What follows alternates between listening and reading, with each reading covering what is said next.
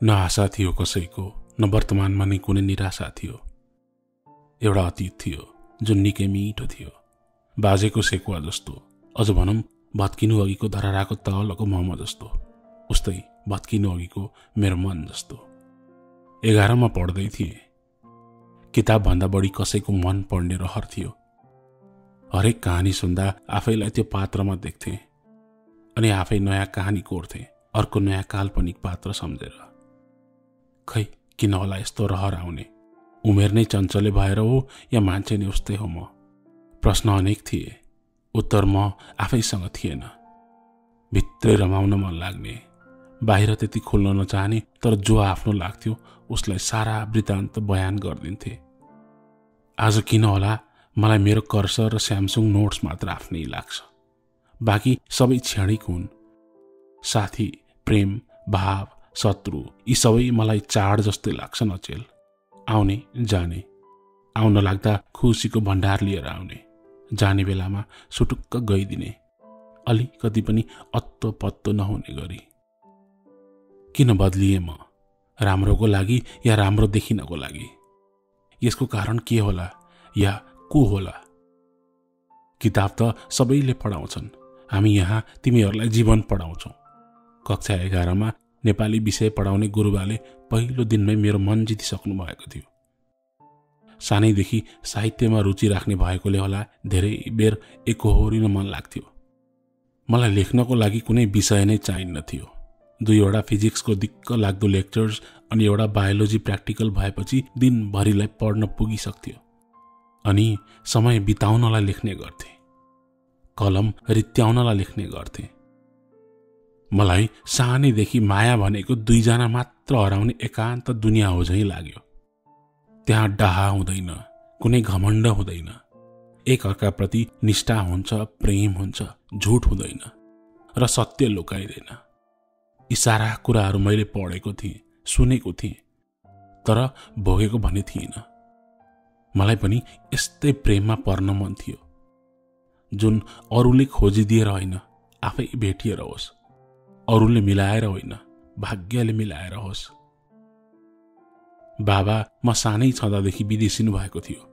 समय बिराएर 2-3 वर्षको अवधिमा 2-3 महिना बस्ने गरी आउनुहुन्थ्यो।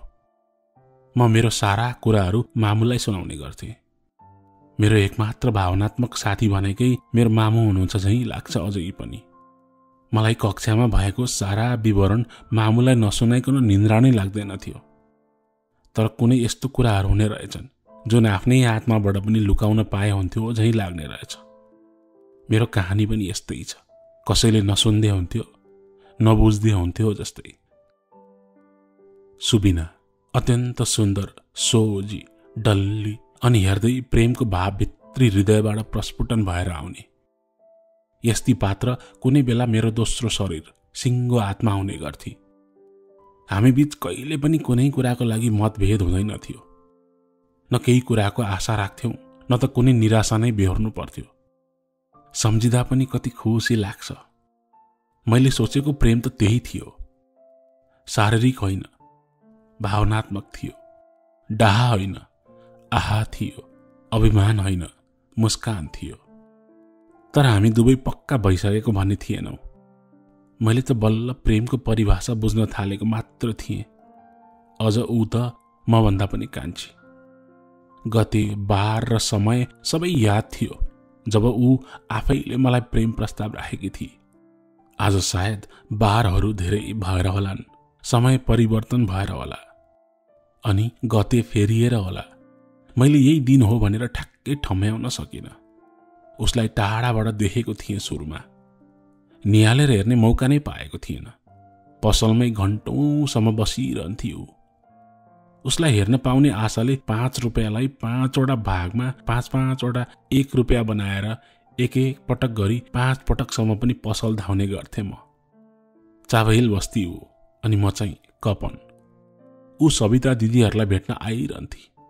अब त भेट्नुपर्ने मान्छेहरू पनि बढेका थिए उसको लागि।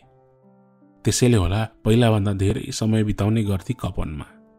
जाडो बिदाको मौका छोपेर लामो समय बस्ने गरी आएकी थिए ऊ एक फेर। त्यही बेलामा हो मैले उसँग अलिक धेरै समय बिताउन पाएको। म फुटबल खेलिरहँदा ऊ टाढाबाट हेरेर मुस्कुराइरहन्थे। सायद त्यही मुस्कान रहिरहोस् भनेर होला मेरा पाइलाहरू कति पनि थाक्दैनथे। म खेलुन्जेल ऊ हेरेरै बस्थे। अनि साँझ पख 2-3 मिनेट हामी सँगै समय बिताउन पाउँथ्यौँ। त्यो समय हाम्रो कुरा गर्ने समय भने थिएन। एकअर्कालाई आँखा जुदाएर पनि हेर्ने आँट कहिल्यै गरेनौँ। सँगै बस्थ्यौँ तर दूरी निकै थियो। बिहान पख चिसोमा ब्याडमिन्टन खेलेर जिउ तताउन तत्पर म उसलाई देखेपछि आफै तात्ने गर्थे। खै यो मायाको आभास हो या उसलाई देखेपछि लाग्ने डर हो?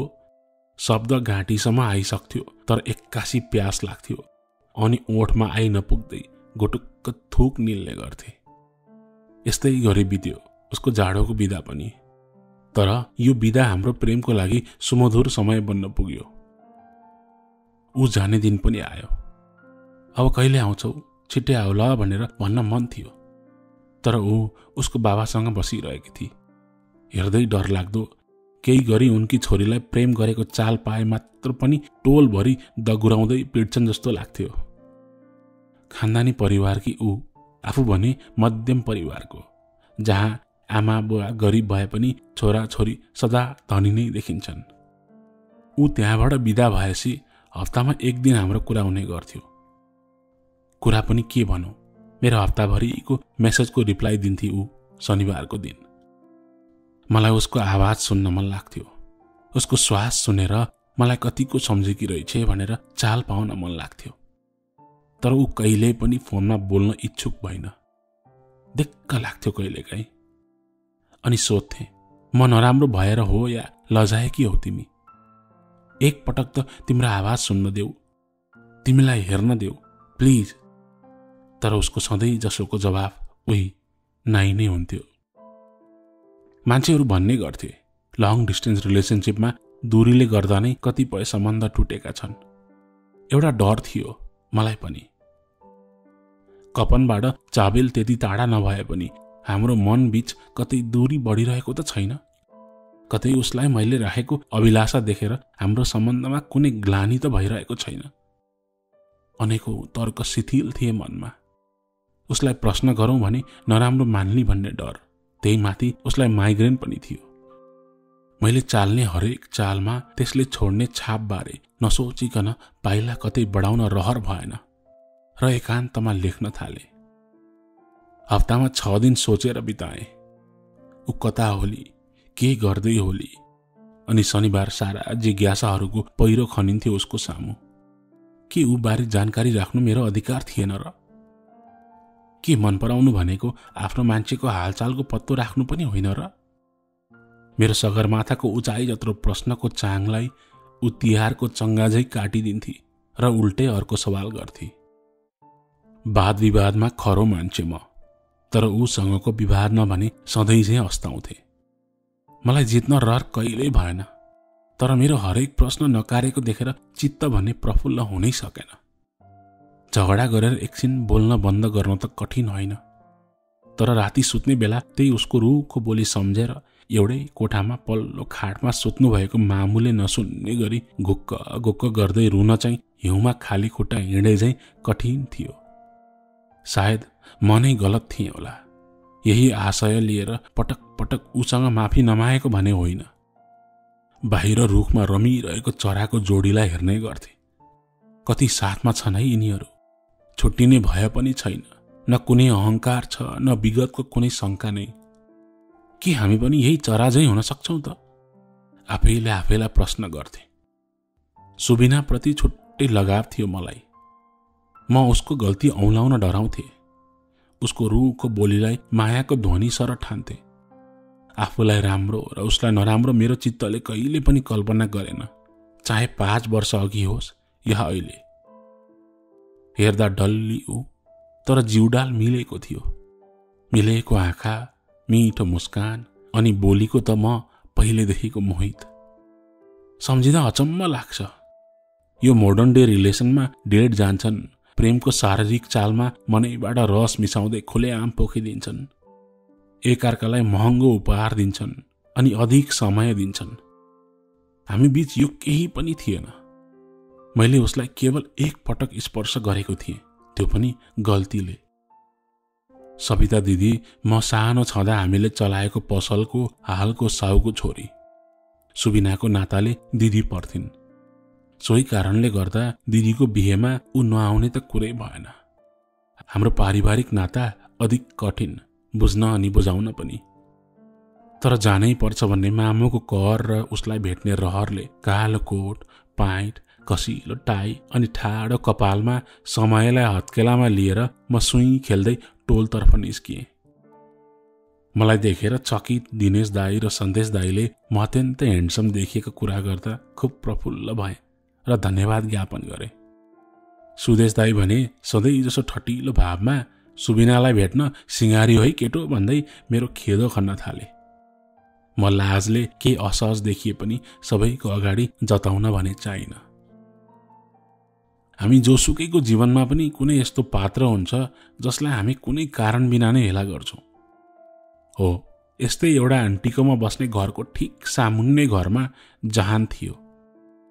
मलाई फिटिक्कै देखि नसहने र देखिहाले भने पनि अनेक हाउ भाउ कटाक्षले छोपेर अनुहारमा बेग्लै क्रोध देखाउने उनको सधैँ रुटिन नै थियो। हामी ठिक बिहेमा जानै लाग्दा ऊ त्यही बाटोबाट हामीलाई ठाडो शिर पार्दै 10 पाइला अघि सर्नुभयो। सन्देश दाई र म ठट्टा गर्न लाग्यौं।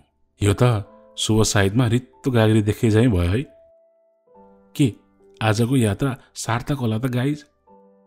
सबैजना गलल्ल हाँस्यौं र यो कुरा यहीँ सीमित राख्यौं। मनमा बेग्लै उमङ्ग थियो। करिब 4 महिनापछि सायद हाम्रो भेट हुँदै थियो।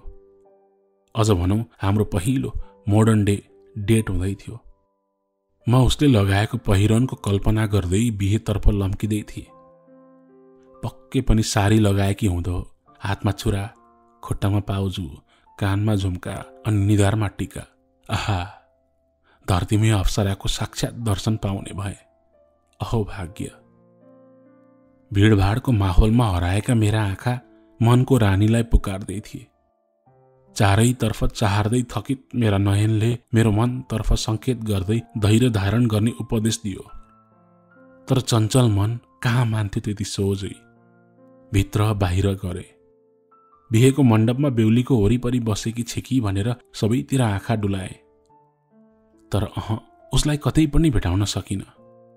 पार्टी प्यालेसको भित्रपट्टि स्टेजतर्फ फोटोसुटको निमित्त बेहुला र बेहुली बस्ने 2टा कुर्सी ठडाइएको थियो।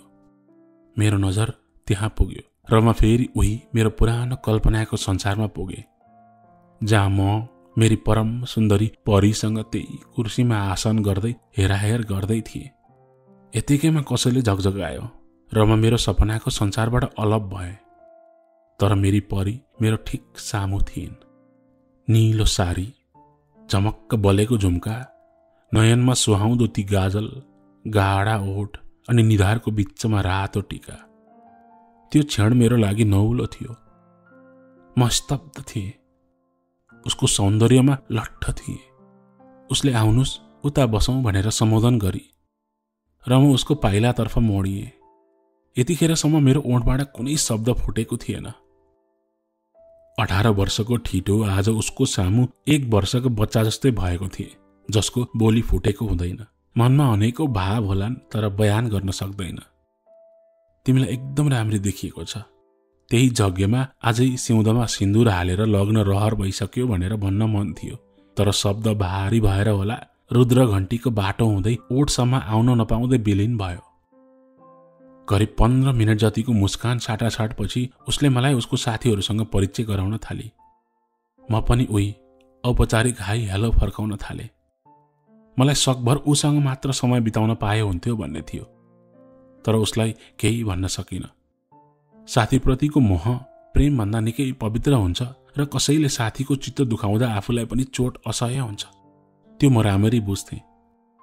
उसको साथीहरूले हामीलाई हाम्रो सम्बन्धलाई जोडेर ख्यालटट्टा गरेको मलाई मनैबाट औधी मन परेको थियो। तर बाहिरबाट भने म रातो पिरो देखिएँ होला।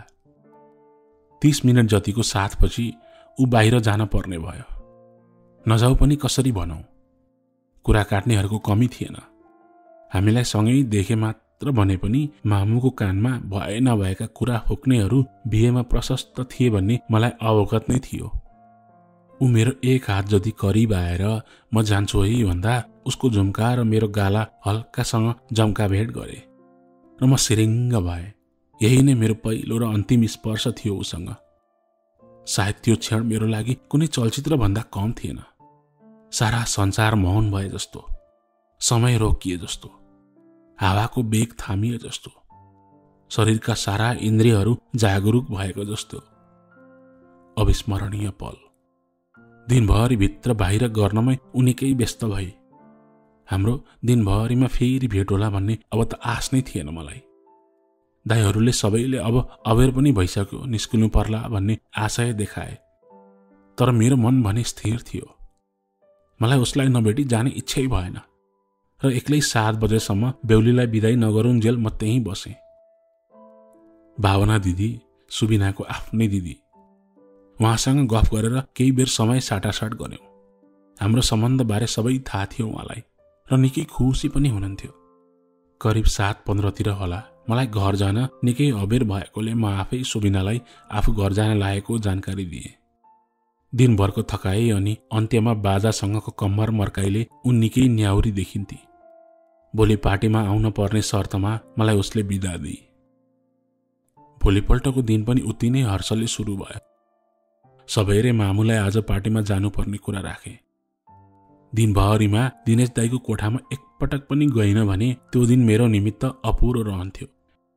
दिनेश दाई पार्टीमा नजाने जस्तो चाल देखियो अनि सन्देश दाई र सुदेशलाई सोधे। कोही पनि पार्टीमा जान राजी भएनन्। मैले मामुलाई कोही पनि पार्टीमा नजाने कुरा सुनाए अनि मामुले त्यहाँ तैले चिनेको कोही नै हुँदैन, अब एक्लै गएर के नै गर्छस् र भन्दै नजान सुझाव दिनुभयो। अब म दोधारमा थिएँ। घरमा कसैलाई पनि सुबिनासँगको सम्बन्धबारे भनेको थिएन। त्यसैले पार्टीमा जाने जिद्दी गर्न उचित ठानिन। नजानु एउटा भूल थियो, उसलाई खबर नगर्नु अर्को भूल। ऊ मसँग रिसाउनु जायज नै थियो। पार्टीको दिन राति मेसेज लेखे, सरी ल, अनि नजानुको कारण पनि लेखे। त्यो दिन न त मेसेज डेलिभर भयो न त सिन नै भयो, न त मेरो मनबाट उसले के सोची होली भन्ने कौतूहलता नै दूर भयो। उसको आफ्नै फोन थिएन। त्यही मेसेन्जरमा कल गर्ने सोच नआएको पनि होइन, तर उसलाई फोन गरेको मन पर्दैन थियो। अनेक सोचसँग लडी बडी गर्दै थिए। टाउको अडाएको सिरानी तिग्राको चेपमा पुगेछ अनि म मस्त मेरो सपनाको दुनियाँमा। भोलिपल्ट आँखा खोल्न साथ पहिलो साससँगै मोबाइल अनलक गरिहाले। मेरा आँखा उसको जवाफ हेर्न आतुर थिए। मेसेन्जर खोले। सधैँ 1 वर्ड रिप्लाई दिने मान्छेले आज 1 पेज लामो रिप्लाई लेखेको देख्दा म छक्क परेँ। उनको त्यो मेसेज पढ्दै जाँदा म गल्दै गएँ। मेरा आँखा हरेक शब्दमा रोकिए। म होसमा पनि बेहोस भएँ। लेखिएको थियो, तपाईलाई समय नभएको भए 1 कल गर्न सक्नुहुन्थ्यो दिदीलाई। मैले त्यत्रो भनेर पठाएको थिएँ बिहेमै। दाईहरू नआए पनि म थिएँ, दिदी हुनुहुन्थ्यो। अब भेट्छु भनेर नसोचे हुन्छ। तपाईले गर्दा कति कुर्नु पर्यो थाहा छ। हामी राति 10 बजेसम्म पनि भेन्यूमै थियौं। अब त आउनु होला नि भन्दै मिनेटको प्रतीक्षामा थियौं। यदि समय दिन सक्नुहुन्न भने प्रेम किन?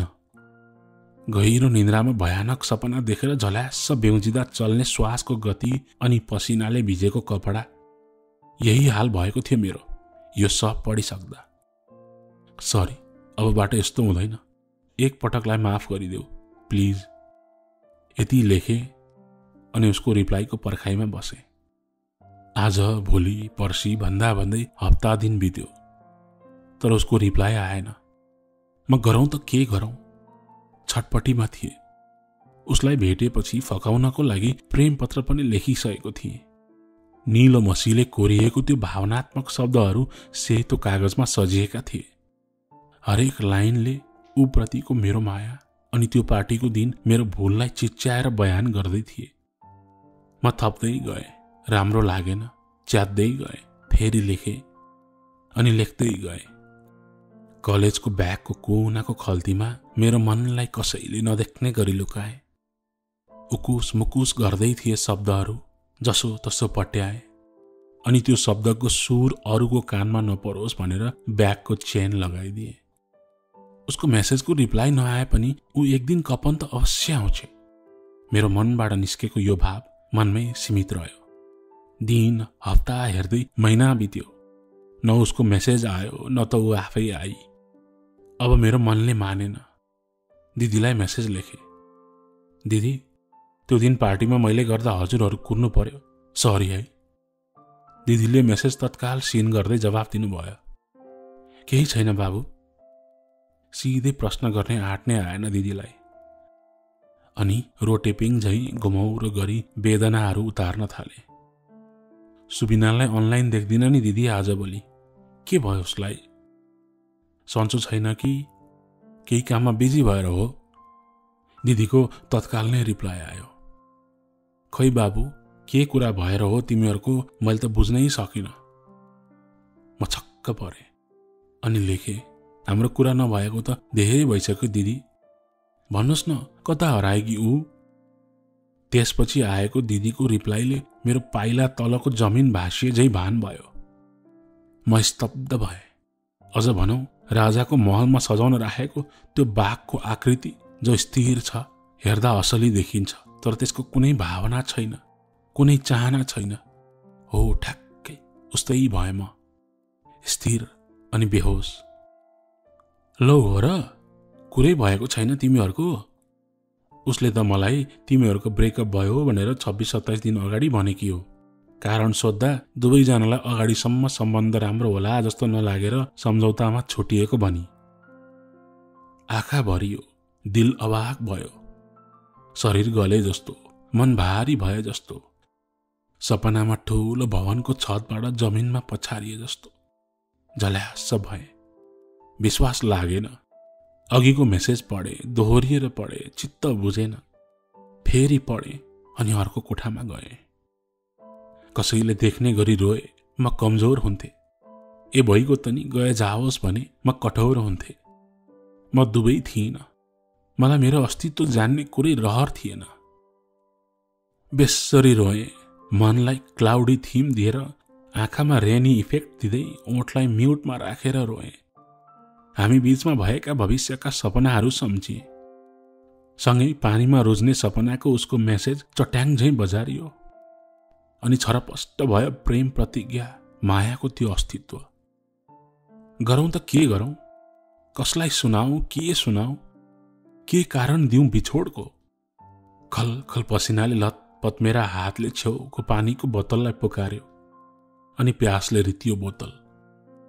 उसको र मेरो सम्बन्ध जस्तै हिजोभरि भराउ, आज रित्तो। त्यसपछिको करिब 6 महिनासम्म हरेक दिन उसलाई मेसेज लेखे।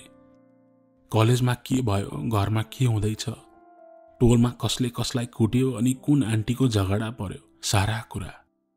कति कविता लेखे, कति गजल लेखे उसको नाममा, उसलाई सम्झेर, अझ भनौं बिर्सन नसकेर।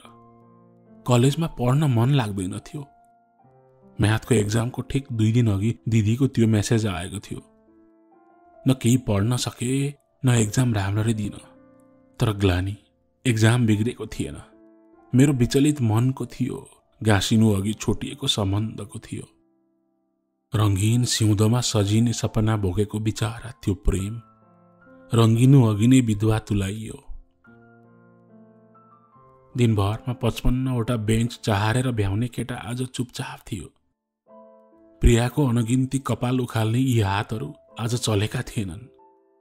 कतै प्यारालाइसिस त भएन, हातको होइन, मनको कुरा। साह्रै छुच्चो थिएँ रे म। प्रिया, मेरो प्र्याक्टिकलको ग्रुप मेम्बर, मेरो बेन्च अगाडि बस्ने केटीले गरेको मेरो बयान, त्यो पनि कलेज सकेको 3 वर्षपछि। सायद त्यो दिन प्रियाले मेरो स्थितिको ख्याल नगरेकी हुँदो हो। अरूले नभए पनि उसले मेरो मलम नभएको त्यो चोटको अनुभव पक्कै गर्थे। हितेश, मेरो अर्को मिल्ने साथी, जसलाई मेरो र सुबिनाको बारे सबै थाहा थियो।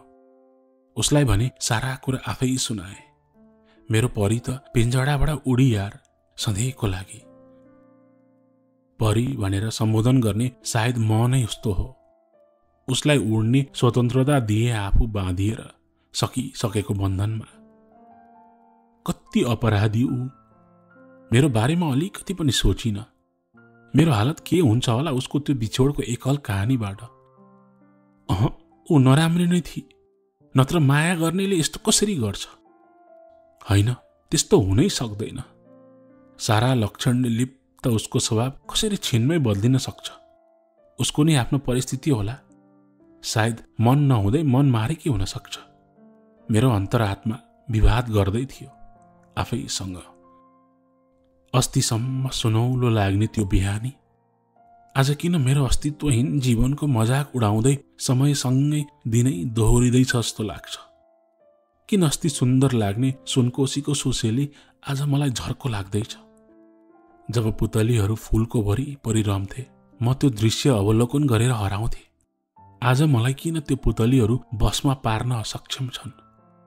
कोइलीको त्यो सुमधुर धुन आज मलाई किन मेरो खिल्ली गर्न गाएको गाना जस्तै लाग्छ। किन सबै थोक गलत छ? सायद म आफै गलत थिएँ, ऊ सही थिए। मबाट टाढा जाऊ, म रोक्दिन तिमीलाई, तर मलाई एउटा राम्रो कारण त देऊ। के गल्ती भयो मबाट सम्बन्ध नै टुट्ने गरी? प्रेमको सुरुवात पनि तिमीबाटै भयो, अन्त्य पनि तिमीले आफै निर्णय गर्यौ।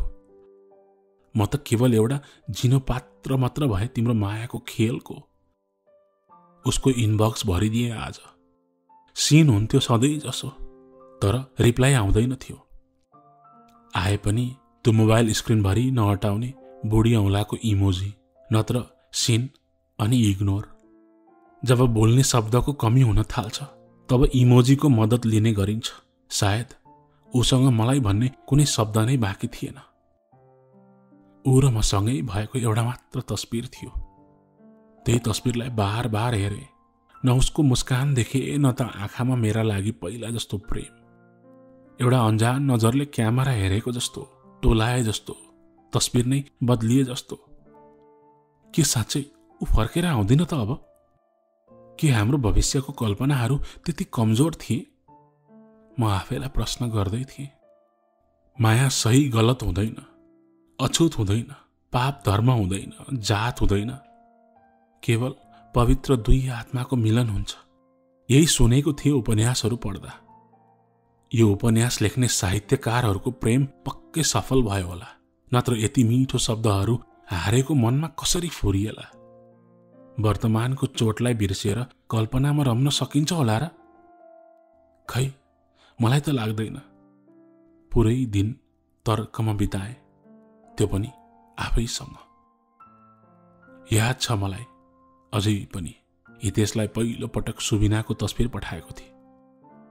ओइ हेर मेरो परी, कति राम्री हो के। म त किताब बोर्ड चौतर्फ उसैलाई देख्छु।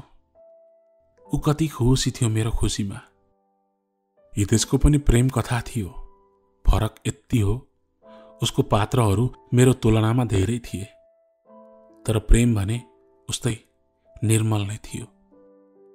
पहिलो प्रेम उसको स्कुल पढ्दाखेर भएको र बिस्तारै कुनै समस्या नै नभइकन सम्बन्ध टुट्यो। दोस्रो प्रेम धेरै टिक्न नै सकेन। अहिले ऊ सन्ध्यालाई मन पराउँछ। अत्यन्तै राम्री छिन् हुनेवाला भाउजू। 4 वर्ष अघि म यही सोच्थेँ, तर समय मेरो मात्र होइन, सबैको बदलिने रहेछ। सन्ध्या र हितेश निकै मिठो कविता सृजना गरेको थिए उनीहरूको लागि। हितेशले उसलाई मक्ख पार्न एउटा सहयोग गर्न भनेपछि दोस्तीमा कलम नचाल्ने त कुरै भएन। हितेशले भन्ने गर्थ्यो, प्रेम पनि अचम्मको छ है। कुन साँचो हो कुन लत हो थाहै पाउन गाह्रो। ख्याल ख्यालमै उसले मलाई उनीहरूको पहिलो भेटको कहानी पनि सुनायो। पहिलो भेटमै धरतीलाई बन्द आँखाले लोभलाग्दो तरङ्गसहित एक अर्काको श्वासमा लिप्त भएको कुरा सुनायो। म परे सोझो, त्यस्तो नि हुन्छ र भन्दै उसको कुरा टारिदिए। सुबिना र म, न हामीले एक अर्कालाई प्रेमको कुनै भाव व्यक्त गर्यौं, न त हामी बीच कुनै रोमान्टिक डेट नै भयो। विगतको कुरा कति केलाउनु। अहिले न मेरो सुबिना छे न हितेशको सन्ध्या। हामी प्रेममा कहिले एकअर्काको नहुने रहेछौं। हुन्छौं त केवल समयको। उसले बाजी मारेपछि कसैको केही नलाग्ने रहेछ। सुबिनालाई बोलाउने प्रयत्नमा आज 8 महिना बितिसकेछ। सबैले मेरो मेसेन्जरको घन्टी बज्छ। हेलो, हजुर सन्चै हुनुहुन्छ? कति निष्ठुरी, यत्रो समयपछि आएर दिनदिनै हरपल मरिरहेको मान्छेलाई सन्चै हुनुहुन्छ रे? कसरी हुन्छु होला म सन्चै? त्यत्रो सपना टुटेको मान्छे, त्यति मिठो साथ छोटेको मान्छे, भाग्यले बाटो देखाएर भाग्यले नै लुटेको मान्छे, कसरी सन्चै हुन्छु म? यो सबै भन्न मन भएर पनि भन्ने आँट आएन र लेखे, सन्चै छु, तिम्रो सुनाउ न। मेरो पनि सन्चै छ। अनि के गर्दै हुनुहुन्छ आजकल? तिम्रो यादलाई वनमा काँडा जलाउन डढेलो लाए झैँ दिनदिनै जलाइरहेछु भन्न रहर नभएको होइन, तर भनिन भाउ खाने केटीहरूले हो रे। अब जात विरुद्ध युद्ध लड्ने आँट कसरी गरौँ? उसै त दोषी, झन् बहिष्कृत हुने, कुनै कदम उठाउने मन थिएन। मन हो, ढुङ्गा त होइन नि। त्यत्रो समय कुरेको मान्छे अहिले आफै बोल्न खोज्दा म भाग्ने कुरै भएन। आफै प्रश्न गरे, अनि मेरो याद आएन तिमीलाई? उताबाट तुरुन्तै जवाफ आयो, किन नआउनु? त्यसैले त बोल्न आएको, देख्नु भएन? आगो बलिसकेर कोइला बनेको दाउरामा फुक्दा जसरी रातो हुन्छ उस्तै मेरो अनुहार भएको थियो उसको त्यो जवाफ सुन्दा। मलाई उसले म प्रति देखाएको व्यवहार र बितेको मेरो अवस्थाको कुनै ज्ञात नै भएन त्यो पल। खुसी त थिए, तर थाहा थियो यो खुसी अब धेरै टिक्दैन। यत्रो महिनापछि मेरो हालको खबर बुझ्न आएकी मान्छे धेरै बेरसम्म बस्छे भन्ने मलाई आश नै थिएन। त्यही औपचारिक कुराहरूपछि मोबाइलमा बजिरहेको घन्टीले एकछिन आराम पायो। सायद आजको लागि छुट्टी नै पायो होला। साँझको 5 बजेको थियो सायद। उसको फेरि एउटा मेसेज आयो, के गर्दै हुनुहुन्छ अनि? तिमीलाई याद गर्दैछु। कुनै समयमा यो मेसेजको यस्तै रिप्लाई दिने गर्थे। अब त के अर्थ जिस्किनुको? बोट नै नभएपछि फल कहाँबाट फलोस्? यत्तिकै बसिरहेछु। अनि तिमी नि? मेसेज त गयो, तर रिप्लाई आएन। समयमा रिप्लाई नदिँदा दुःख लाग्ने समय मैले पार गरिसकेको थिएँ। अब के त? मोबाइल बन्द गरेर मस्त निन्द्रामा लीन भए म।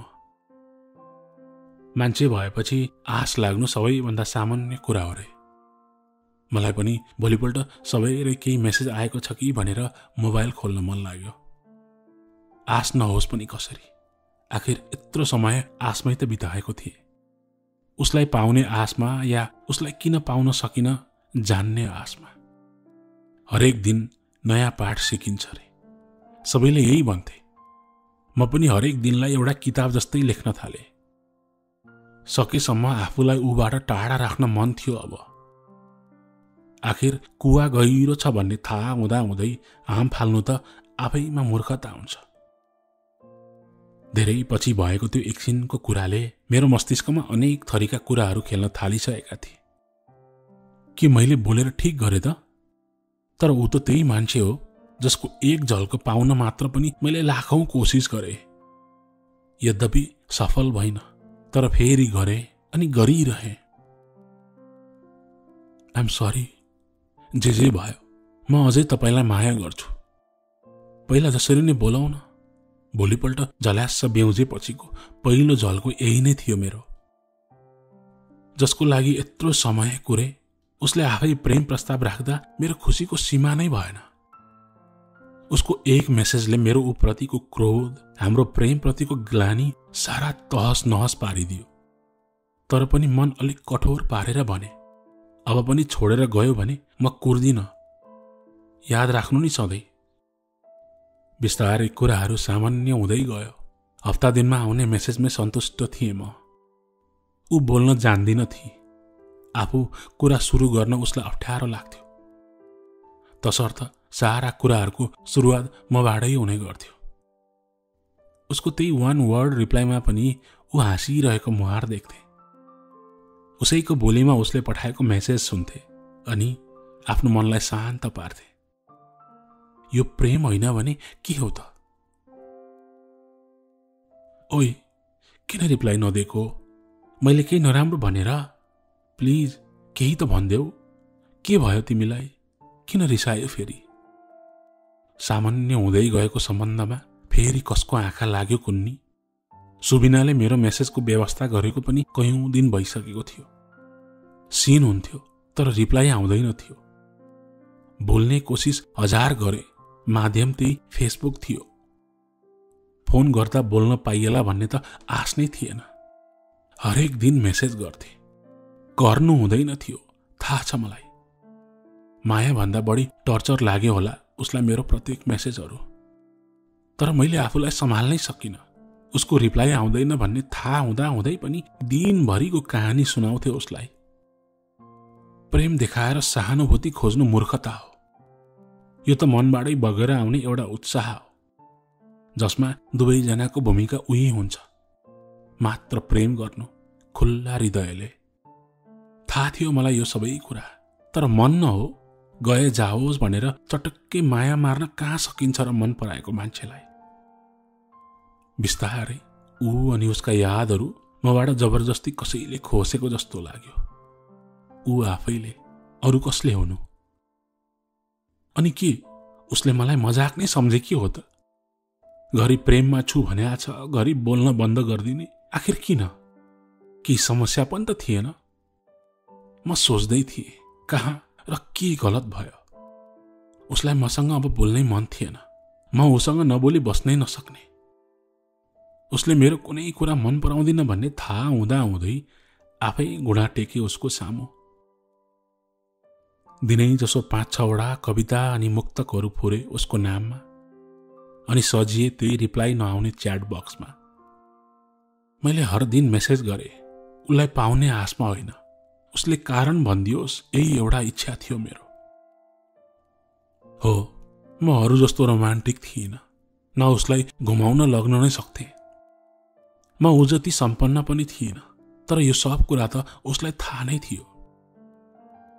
अनिदो रात अनि त्यो निलो आकाश, आज कुनै तारा झर्छ कि भनेर निहाल्दै थिएँ। प्रेमकी देवी रिसाएकी हुन् मसित। आशै आशमा आकाश हेर्दा हेर्दै निदाएछु। आखिर मेरो सामु तारा झरे पनि उसले त पर्दा लगाइसकेकी थिए।